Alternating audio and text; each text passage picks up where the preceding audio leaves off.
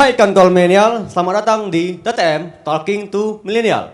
Perkenalkan, saya Amri yang akan membawakan acara pada hari ini. Seperti yang kita tahu, UMKM telah menjadi salah satu penopang perekonomian di tanah air, khususnya di Kota Medan. Namun, di masa pandemi ini, sektor UMKM mengalami penurunan yang cukup drastis. Nah, bagaimana cara pengusaha untuk bisa survive dalam keadaan seperti ini? Untuk membahasnya, langsung saja kita panggilkan bintang tamu pada hari ini, Bang Fauzi Al-Hafiz.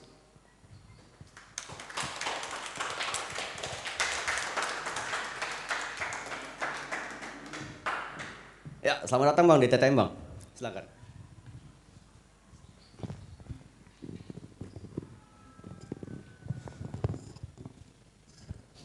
Nah, Santai aja, gaya santai. oh iya kita gaya santai aja Bang. Kita mengikuti gaya milenial aja. Nah, Bang Hafiz ini adalah salah satu pengusaha yang cukup sukses di Kota Medan. Banyak track record yang beliau bisa sampaikan pada kita. Mudah-mudahan bisa menjadi inspirasi. Nah, kalau boleh tahu nih Bang, bisa Abang sampaikan pada kawan-kawan gitu kan. Milenial, kawan-kawan ini, kawan-kawan milenial kita kan. Apa aja usaha yang sedang Abang geluti gitu? Sebelumnya mungkin kawan-kawan belum tahu ya nama saya tadi siapa yang lebih jelasnya kan. Oh boleh Bang. Boleh. Kalau sering saya tuh sering dipanggil namanya Hafiz sih sebenarnya, Hafiz. Hafiz. Kalau Fauji pun itu terlalu ambigu kali. Tabu. Bang Hafiz nanti rupa-rupanya bisa ngapis Al-Quran nggak? Insya Allah. Oh iya, amin. Jadi kalau masalah usaha saya, sebelumnya usaha saya itu banyak gitu. Dalam arti saya dulu ngapain dropship juga, dropship di Medan juga itu tentang baju, clothing, sejenisnya lah gitu, monja gitu-gitulah. Tapi yang sekarang ini yang saya geluti itu masalah rumah produksi pangan, abon ikan. Rumah produksi pangan atau ikan? Ya, abon ikan. Abon ikan? Oh berarti bisa kira-kira abang ini pun punya produksi abon ikan gitu ya? Iya. Atau bisa tapi home industry, dia dalam bentuk home industry. Jadi kalau kita kenapa buat rumah produksi itu ya karena kan sebelumnya itu saya pertanian juga gitu, di peternakan, tapi bukan di wilayah Medan gitu. Jadi itulah saya berpikir kan waktu saya kuliah itu melihat teman-teman saya kan yang di Jogja itu kok bisa gitu kan membuat jadi bahan mentah menjadi bahan jadi gitu kan. Nah, terakhir saya itulah membuat abon ikan itu gitu. Jadi dalam bentuk buat rumah produksi, tapi dalam bentuk home industry gitu. Abang membuat home industry dalam bentuk home industry dalam bentuk ya rumah abon ikan. Yang ada di Medan juga kita sering letak di resellernya itu daerah Dr. Mansur. Tadi ada pembahasan menarik Bang. Abang ada di bagian peternakan, bagian ikan itu kan. Ada bagian pertanian juga. Pertanian. Di pertanian kok boleh tahu Bang? Abang lagi megang apa Bang? Kalau di pertanian kita lagi megang ya biasa lah petani ya kan, sawah gitu kan, beras, padi. Jadi apalagi kan sekarang kan lagi memang kebutuhan pokok itu kan lagi digenjot sama pemerintah juga salah satunya kan. Terus ubi rambat. Jadi saya pun daur ulang juga itu tentang ubi rambat. Ubi rambat itu daun ubinya itu bisa dikonsumsi sama peternak gitu. Peternak salah satunya peternak kelinci gitu. Jadi nanti ubinya itu langsung disortir ke salah satunya ke koperasi ataupun ke yang pasar gitu, yang meminta gitu. Terus peternakannya itulah ikan lele sama gurami. Kemarin tuh sempat juga saya tuh sampai tembus itu sekitar 400 kilo dalam 6 bulan. Tapi 6 bulan tapi disortir gitu. Karena kan kalau ternak itu dia tidak semuanya jadi. Tidak semuanya kalau hasil panen itu tidak semua jadi. Misalnya kita taruh beberapa bibit di dalam itu tidak semuanya jadi gitu. Padahal saya kalau dibilang saya bukan tamatan dari pertanian kan. Berarti boleh disampaikan Bang, Abang tamatan dari mana Bang? Saya tamatan dari Universitas Sumatera Utara ya. Dari jurusan manajemen Istanbul 2012 lah. Oh, berarti bisa jadi saran juga bagi kawan-kawan, nggak mesti anak pertanian yang bisa memiliki usaha menggeluti bagian pertanian atau peternakan, Bang ya? Oh tidak, sekarang ini kan jurusan itu tidak menjamin, menurut saya tuh jurusan itu tidak menjamin segala sesuatu profesi yang dituju. Malah kebalikan jurusan itu bisa berbalik untuk mendapatkan profesi yang dia inginkan. Yang penting kan kalau pekerjaan itu sesuatu yang nyaman yang kita kerjakan, itu aja sih kalau menurut saya, gitu aja. Berarti kita harus nyari kenyamanan dulu, Bang ya? Benar itu. Nah itu bagi untuk kawan-kawan, jika memang memiliki usaha, kita harus memiliki passion dulu. Jadi ibaratnya kita menguasai, contohnya kayak abang ini begini-gini banyak usahanya, dari sektor peternakan, dari sektor pertanian. Untuk bagian sektor peternakan tadi, aku masih ada yang menarik nih.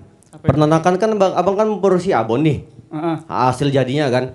Abonnya itu kira-kira bahasanya dibuang kemana gitu?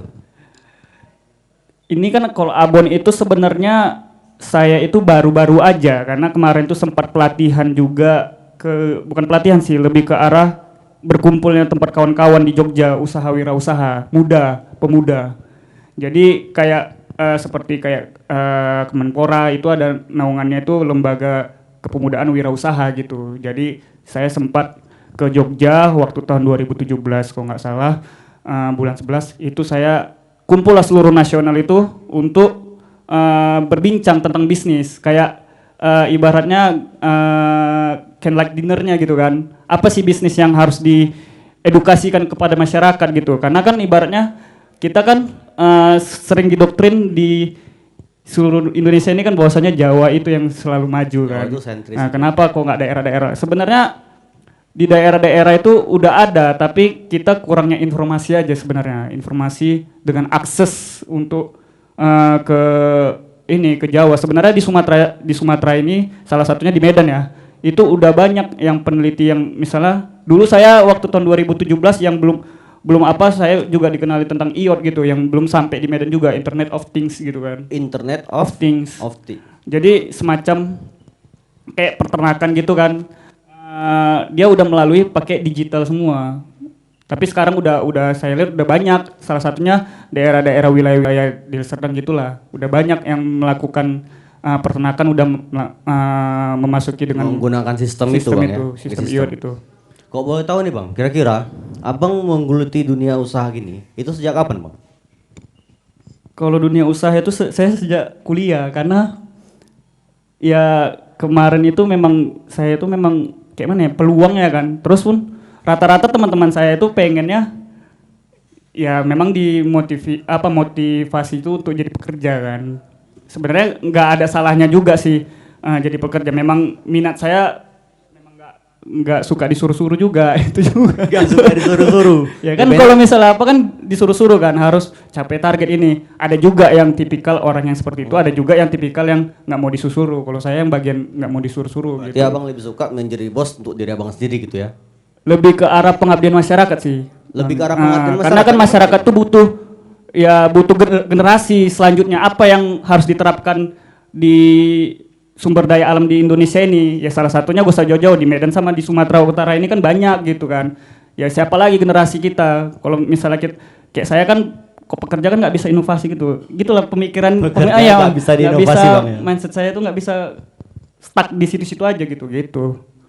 Jadi ibaratnya abang berusaha supaya gimana memanage waktu segala macam untuk usaha itu abang dari abang sendiri gitu ya? Iya, memang kenyamanan saya pengennya di situ sih, nggak ada jauh-jauh dari ke situ. Jadi kalau ditanya tadi, saya berwirausaha itu dari kuliah, itu semenjak saya sama rekan kawan saya itu jualan nasi gurih, ya itulah saya belajar kan. Ini saya pun sampai di kampus itu sampai dibilang, tukang nasi, tukang risol gitu-gitulah. Sampai tahu itu semua kan dalam satu kampus itu. Jadi ibaratnya sebagai ikonik juga gitu kan. Bagus juga ini. Walaupun apa ya, awalnya memang nggak ada kita diajarkan di kuliah itu, nggak ada. Kita itu mental kita aja gitu. Lebih ke arah mempersiapkan mental kita. Mental dalam aja persiapan. sebenarnya. Karena kan ibaratnya apalagi kita menjual gitu, ditolak, dihina, dicaci itu kan udah biasa kan gitu. Namanya kita jualan kan gitu.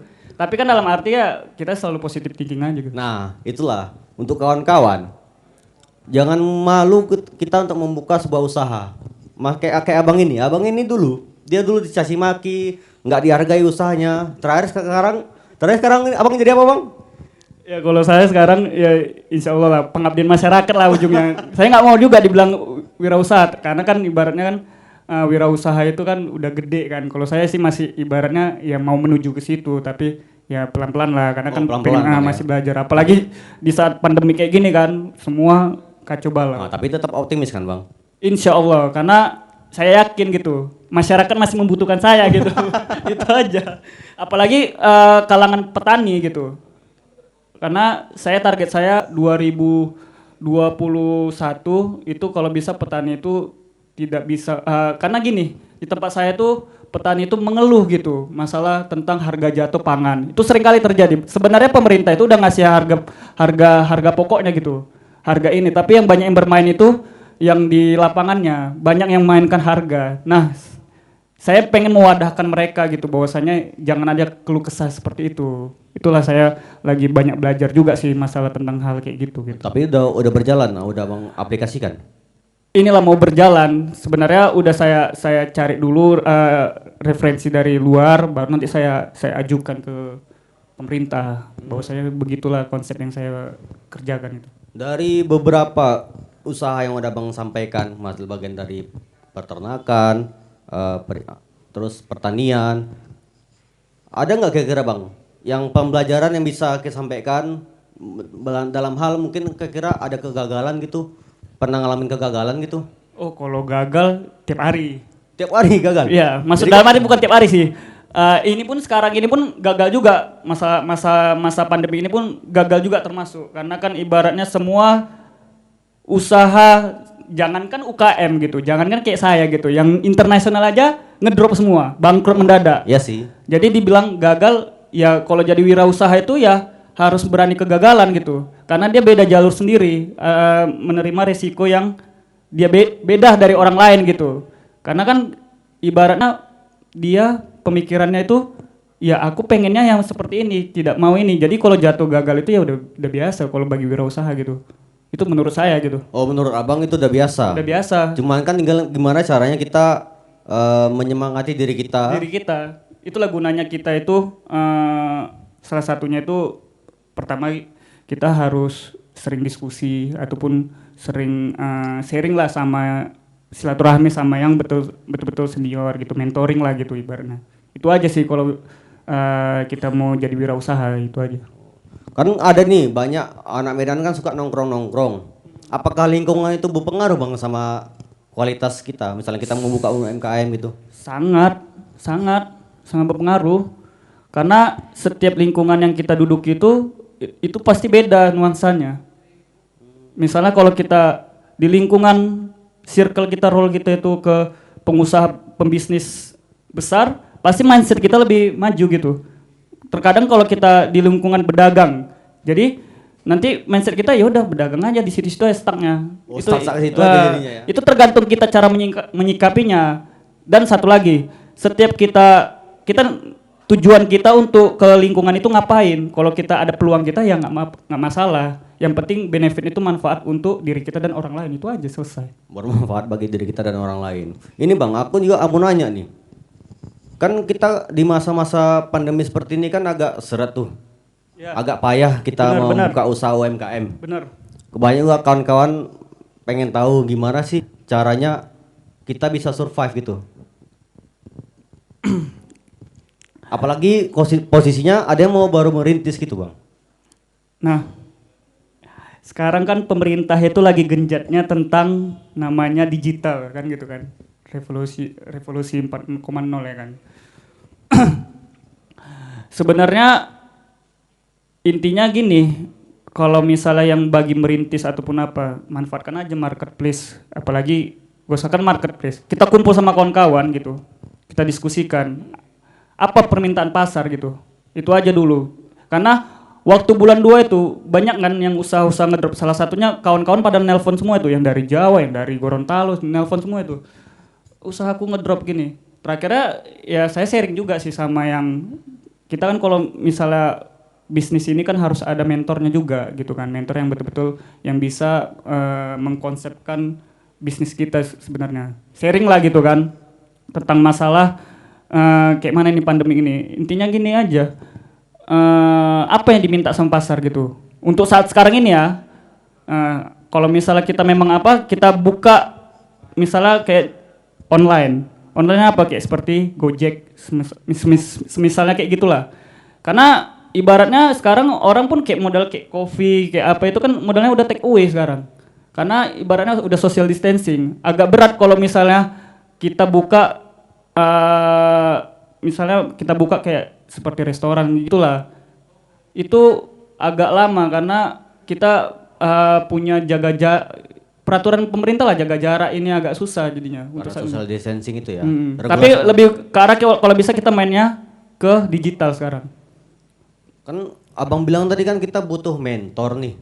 Pertanyaannya apakah setiap orang mampu untuk mencari Nah itulah salah satunya, kita itu ada perkumpulan namanya wirausaha kan gitu.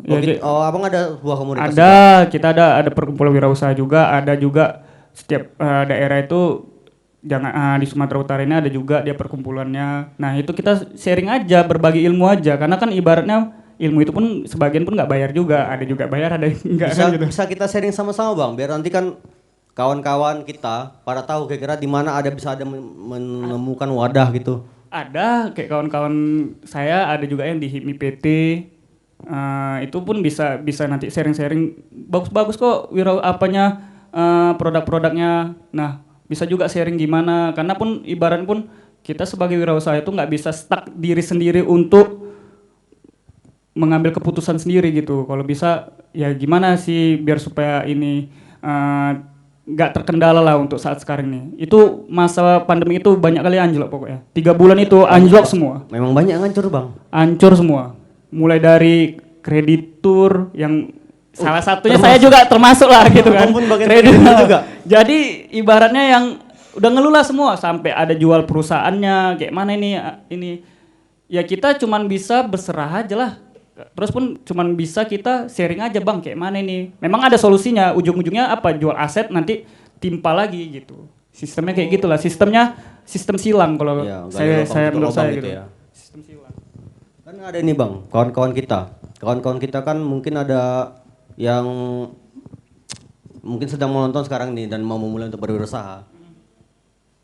Bisa nggak bagi-bagi tips gitu bang, bagi untuk kita semua, apa yang harus dilakukan, gimana caranya, dari pertama itu kita harus menyiapkan mental segala macam, terus gimana cara mempertahankan kok udah berdiri gitu, apalagi yang lebih pahitnya kita dalam kondisi pandemi saat ini gitu bang. Kalau saran saya sih, kalau untuk menjadi wirausaha itu pertama yang tadi saya bilang, tahan mental.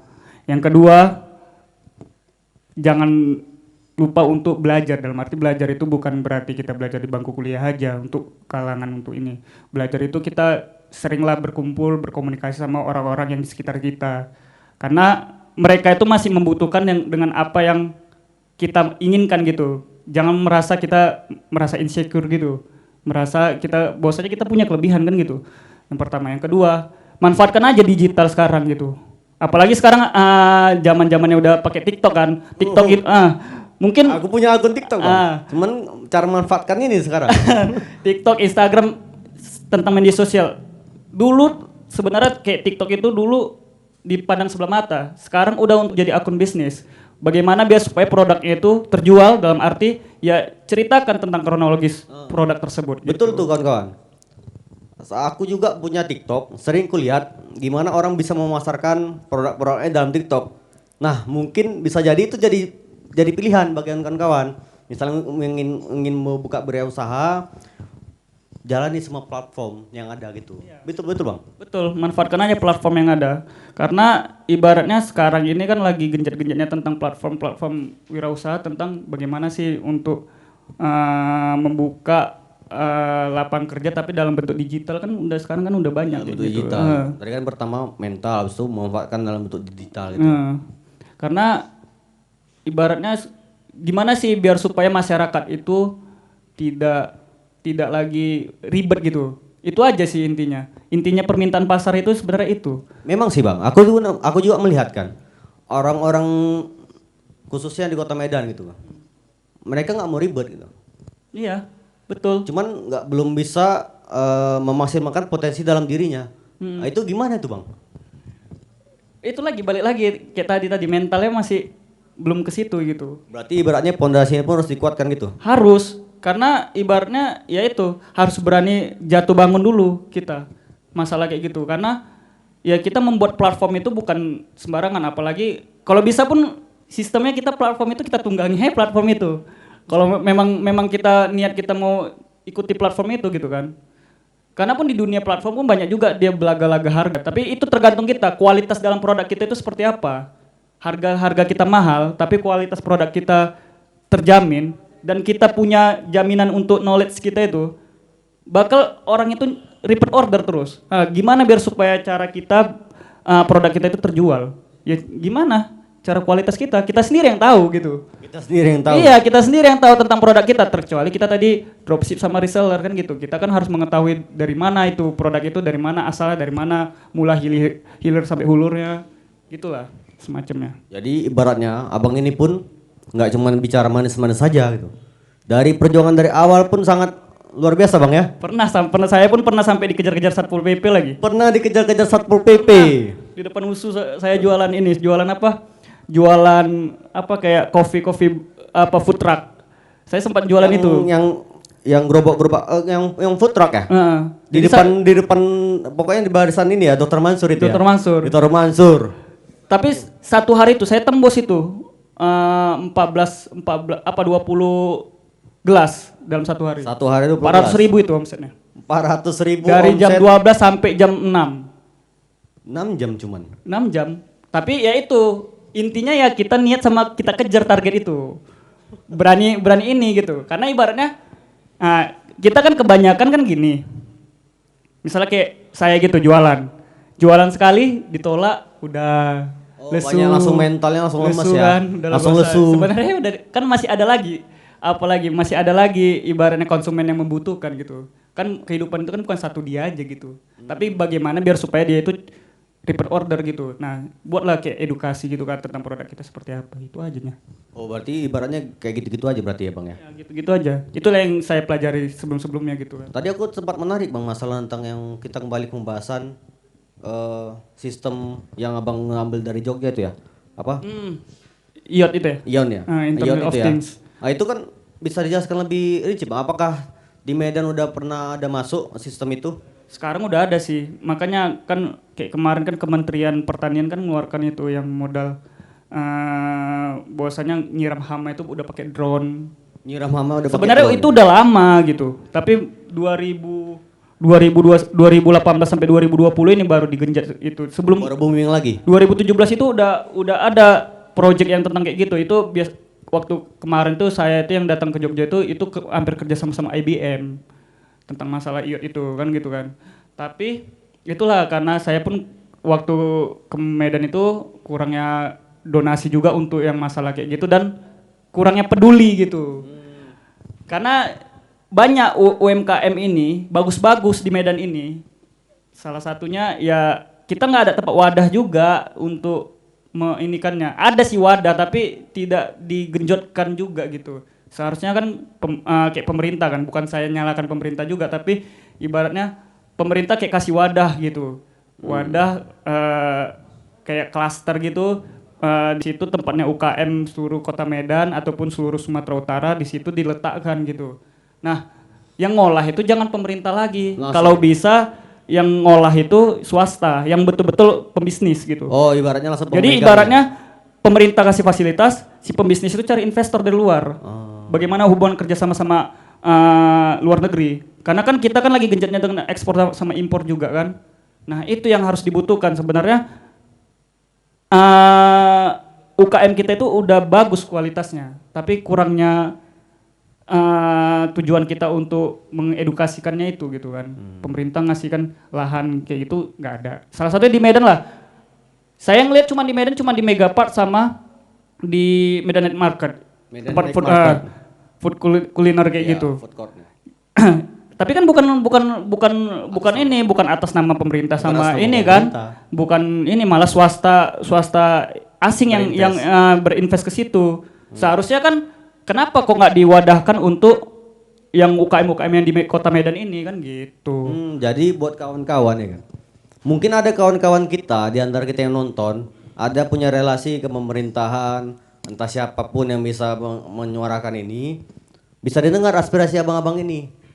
Apalagi Aspirasi saya sebenarnya bukan abang-abang, aspirasi saya. Aspirasi abang inilah, aspirasi abang ini yang mungkin bisa mewakili perasaan dari berbagai UMKM bahwa kita membuat sebuah produk setidaknya sediakan oleh pemerintah. Ya walaupun sepenuhnya nggak menyalahkan pemerintah, tapi ada baiknya. Mungkin dari pihak orang abang atau UMKM sendiri bisa dengan menampilkan produknya itu dilirik oleh pemerintah, mungkin pemerintah bisa turun misalnya seperti itu. Iya, karena intinya pemerintah itu cuman hanya ngasih fasilitas. Selebihnya itu yang ngerjakannya itu masyarakat. Iya, Masyarakatnya itu sebesar dalam masyarakat. bentuk apa? Ya itulah dalam bentuk pembisnis, salah satu pembisnis muda ataupun ini kolaborasi.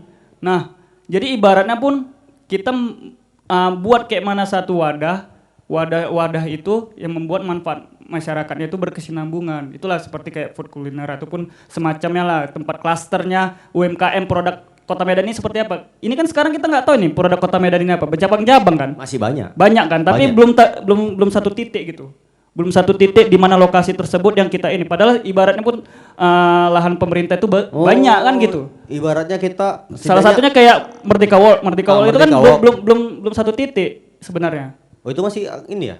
Itu kan ada Pizza Hut, masih ada ini. Seharusnya kan bagaimana Setidaknya, kayak di Bandung itu udah ada dan di Jogja itu udah ada klaster betul-betul kayak di Malioboro itu kan Ya, di Malioboro. produknya Masyarakat. Jogja memang. Iya. Kita belum ada yang di situ.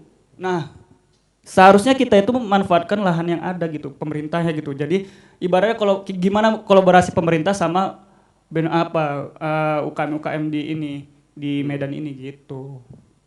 Satu lagi nih Bang, coba pertanyaan. Tanggapan Abang itu kan mengenai milenial yang berkolaborasi gitu. Tadi kan aku tadi tertarik dengan kata-kata kolaborasi.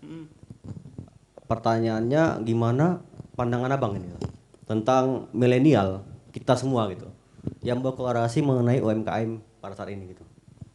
Khususnya di Kota Medan lah.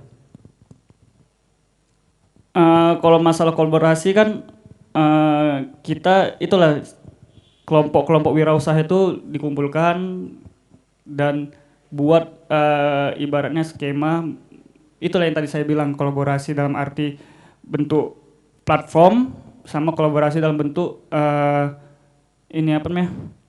wadah.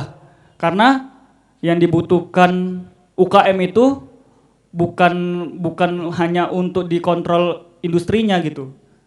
Dia butuh tempat wadah untuk bagaimana dia dijualan. Caranya itu pemerintah sama UMKM, apalagi yang kalangan startup itu harus kolaborasi yang ini. Itulah gunanya wadah disitulah nanti bagaimana dia kolaborasinya.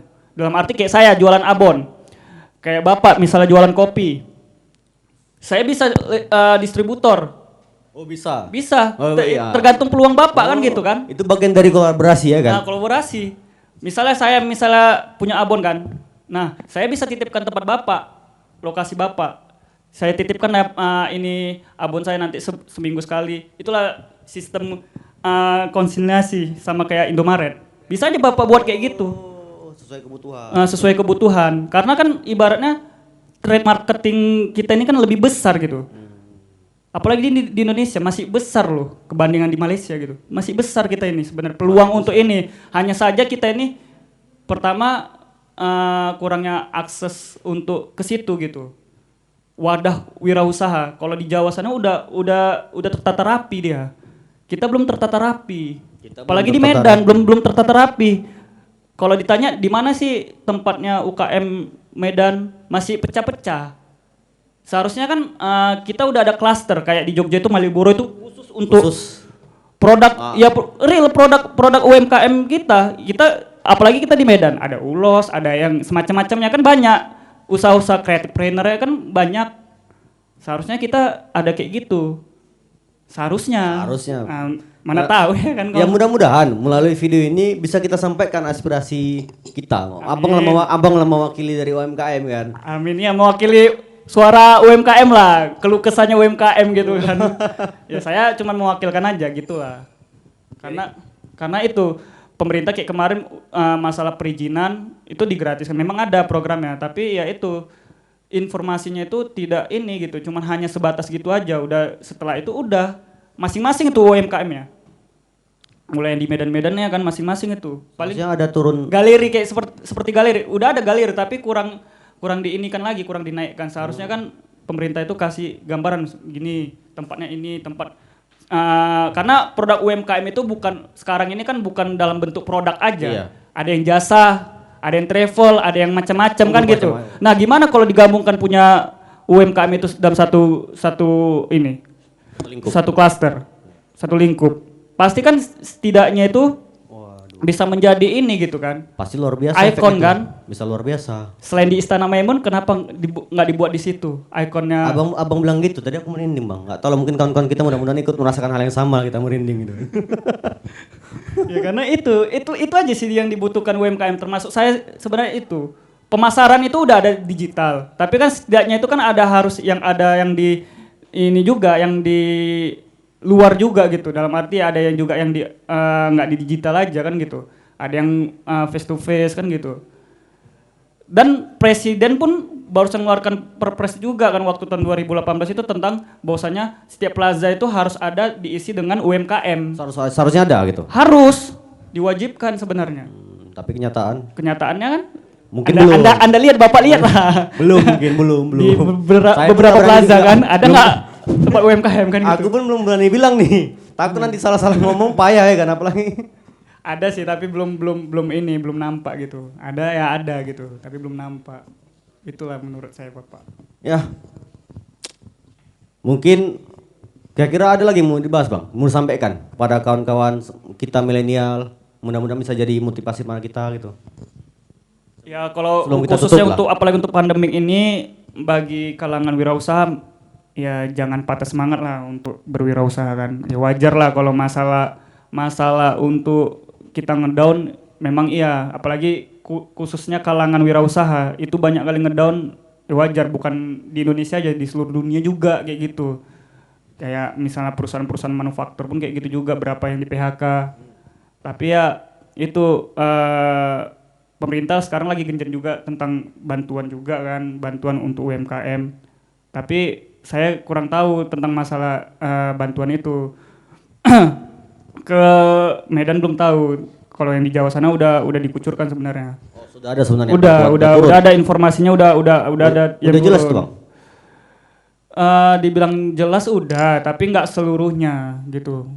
Masih nggak tahu lah, kalau di Medan saya kurang tahu, tapi informasinya kalau yang di luar sana udah dikucurin. Kalau di luar daerah kurang tahu saya. Nah, tapi itulah. Ya, saya berharap UKM itu jangan patah semangat, terus selalu berbagi gitu. Dalam arti berbagi ya ilmunya, berbagi apanya gitu, selalu silaturahmi khususnya. Karena ya kita semua itu ya kalau dibilang ngedrop ya semua ngedrop gitu. Saya pun termasuk ngedrop juga. Pastinya. Kan gitu. Karena bulan 2 kemarin tuh saya sempat hampir mau kirim ke Batam. Nggak jadi. Ke Batam apa sempat? Abon ikannya nggak jadi karena kan sempat diblok semua. Pandemik itu kan sempat ekspor keluar negeri berarti? Hampir sempat kemarin tuh sempat diteliti juga di Kanagawa di Jepang. Kanagawa Jepang. Sama luar biasa. Kanagawa Jepang. Dibawa sama. Bisa lah kita main-main ke Jepang sekali. Produknya udah di sana Pak. Saya yang belum ke sana Pak. Makanya kalau dilihat Instagram ya, itu produknya udah keluar negeri, tapi ya ownernya belum ke sana gitu. Ownernya belum ke sana, produk keluar negeri. Luar biasa memang. Pengen jadi produknya gitu. Nah itulah. Jadi intinya produk kita itu jangan jangan merasa minder gitu, karena di Sumatera Utara ini, apalagi daerah kawasan-kawasan yang apalah titik-titik wisata itu banyak yang ngedrop saya lihat. Salah satu kayak Danau Toba itu banyak yang ngedrop. Banyak yang ngedrop. Karena kan memang betul-betul yang di blok betul kan gitu. Itulah ya saya tahu itu mata pencarian kayak saya juga ya, mata pencarian saya di situ juga. Tapi ya gunakan aja digital itu. Nah, caranya ya kita sering banyak mengikuti seminar gitulah, semacam kelompok-kelompoknya. Banyak lebih belajar lagi Bang ya. Karena cuman di Indonesia ini ya saya lihat ya, di Indonesia ini cuman banyak bantuan tapi belum tepat sasaran.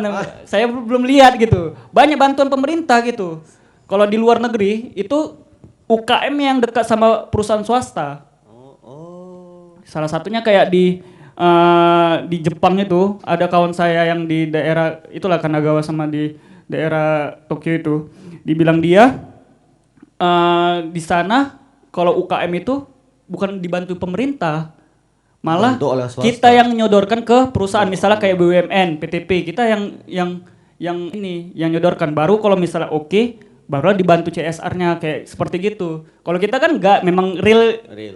Makanya sebenarnya bersyukur juga sih. Ada bersyukurnya, ada yang enggaknya gitu. Tapi itulah intinya, kita itu harus ya berjuang sih sebenarnya. Karena udah banyak PHK kan. Gimana saran saya sih manfaatkan pondasi-pondasi itu gitu. Boleh. Jadi baiklah. Tadi sudah banyak kita bahas mengenai gimana caranya menjadi UMKM yang bagus. Banyak juga kita cerita-cerita mengenai gimana perkembangan Abang dari awal, dari sakit-sakitnya hingga ke mudah-mudahan udah bicara manis ini ya. Belum sepenuhnya lagi pandemik ini. Berarti lagi proses bicara manis. Tapi pasti kan kehidupan ini kan punya target kan gitu. Harus bisa punya target bahwasanya ya kita kenapa nggak bisa keluar kan gitu, menguasai luar gitu. Kenapa kita aja gitu yang selalu di dalam terus produk kita ya, saya berharapnya kalau bisa udah sampai dikenal di luar kan gitu. Walaupun ya saya bawa ke Vietnam, ke Jepang gitu, tapi kan masih ibaratnya jadi tester aja sama mereka kan gitu. Tapi gimana biar supaya kita itu menguasai pangsa pasar di Asia Tenggara. Itu aja minimal. Mudah-mudahan. Amin. Oke, baiklah. Dari pembahasan kita tadi, dapat kita tarik kesimpulan bahwa jurusan atau bidang keahlian tidak menentukan nasib Anda ke depannya gitu. Nah, dalam dunia usaha, jangan pernah ada kata malu. Kebal terhadap penolakan, melatih mental kayak bilang tadi kan, melatih mental, berani mengambil risiko, dan jangan pernah takut akan kegagalan. Nah, apapun yang menjadi peluang bisnis, maka lakukanlah Bang ya. Iya. Tinggal just do it gitu lah. Just do it dan jangan just do it bukan. Itu just do it. Just do it, lakukanlah gitu Bang ya. Oke. Dan jangan malas untuk belajar lah gitu. Belum mau belajar dari pengalaman, belajar untuk sharing. Pokoknya jangan malas untuk belajar lah. Tetaplah kita selalu ibaratnya ya tetap berhambal ataupun komunikasi sama orang-orang yang membutuhkan gitu. Tetap berkomunikasi dengan orang membutuhkan. Itu aja sih. Padahal dari pembahasan kita kali ini mudah-mudahan bisa dapat manfaat Bang ya. Amin. Mudah-mudahan ya kan. Mudah-mudahan dari kawan-kawan juga bisa melihat gimana track record Abang ini bisa jadi cerminan untuk kita semua. Mudah-mudahan bisa jadi ini ya. Ilmu untuk pribadi ya atau mungkin teman. Ya. Iya, karena kan ibaratnya kayak kita ngasih informasi ini kan sama masyarakat juga kan gitu. Bahwasanya ya kita itu punya ilmu, jangan yang dipendam-pendam karena pun ilmu ibaratnya kalau dibilang bahasa ilmu jariahnya kan gitu. Ilmu jariah. Berkesinambungan kan gitu pasti. Kan. Dibilang Bob Sadino kan kayak gitu. Nah, saya patokan saya fokusnya sama Bob Sadino kan gitu. Bahwasanya ilmu itu setelah saya mati tetap berkesinambungan. Malah sekarang lebih banyak lagi yang ilmu yang dia pakai untuk masyarakat. Salah satunya hidroponik yang semacam kayak gitulah. Boiler gitu. Bang, terima kasih telah hadir dalam momen kali ini, dalam acara kita kali ini di TTM Talking to Millennial.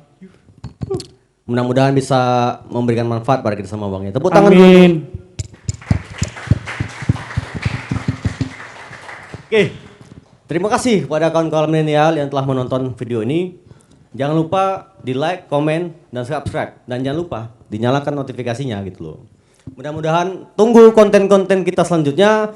Saya Amri, saya pamit undur diri. Sampai jumpa di TTM Talking to Millennial selanjutnya. Salam milenial, salam kolaborasi.